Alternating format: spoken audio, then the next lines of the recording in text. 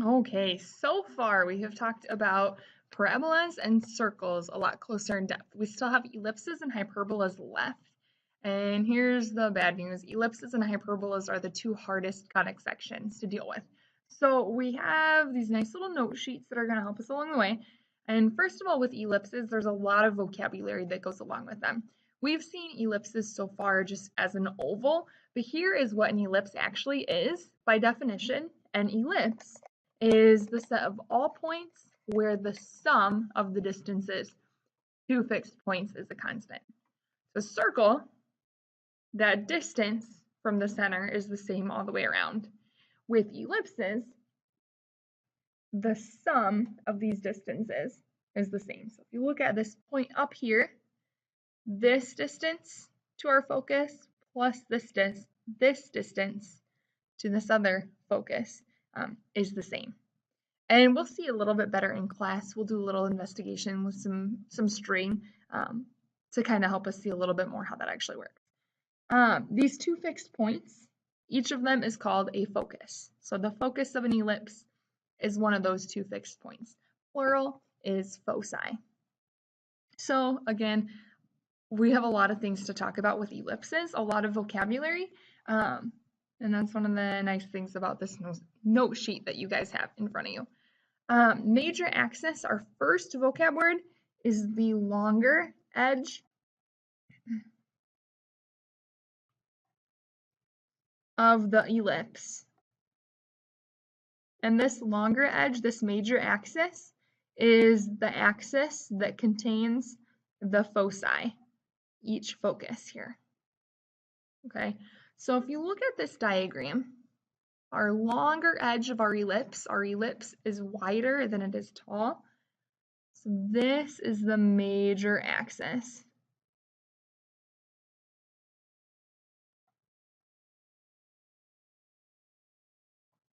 And again, that major axis is where those foci are, where each focus is.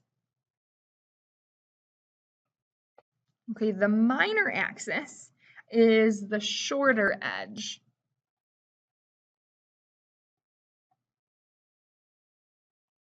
of the ellipse. Our minor axis would be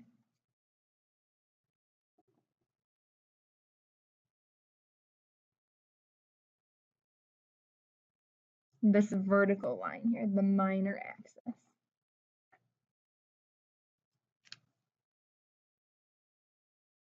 Okay, right below that, the vertices of an ellipse.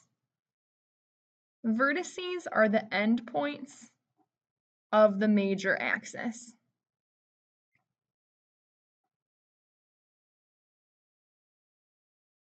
Okay, so they're the endpoints of the longer side of the ellipse. So if you look at our diagram here, our vertices would be these two sides here, our ends. This would be one vertex. This would be another vertex up here. So again, they're the endpoints of the long side of our ellipse. And covertices of an ellipse. The covertices are the endpoints of the minor axis.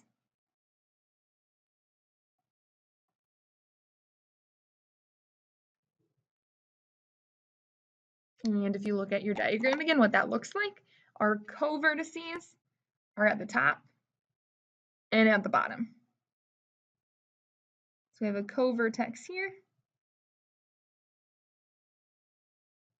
And we have a covertex here. Each one of those are covertices. So again, a lot of vocabulary between our major axis, minor axis, vertices, covertices. The major and minor axis aren't too important to remember, but covertices and vertices are for sure, especially the foci too, going along with that. So that's all of our vocab with ellipses. Let's talk about equations of ellipses too, and our general form for equations. So our general form of equations of ellipses is right here. X squared over a squared plus y squared over b squared equals 1. Okay, so that is our general form for ellipses. We want our equations to look like this because if our equations look like this, that tells us a lot of information about our ellipse. So first of all, x squared and y squared, our equations are always going to have the x and the y. Those are our two variables that give us the graph. A and b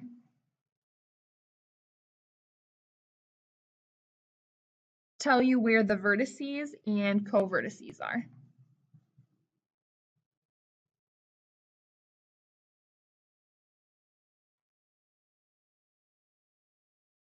So we want to be able to identify what those values are, what A is and what B is, because again, that helps us figure out where our ellipse is and how long our ellipse is, if we know where those vertices and co-vertices are.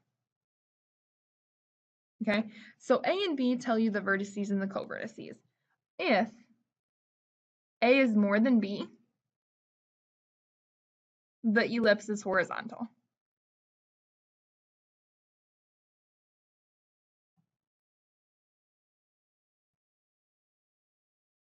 So your ellipse would look more, I don't know, like a track shape, I guess. You have this more horizontal oval.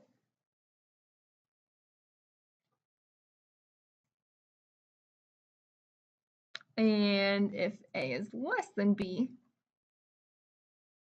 the ellipse is going to be vertical.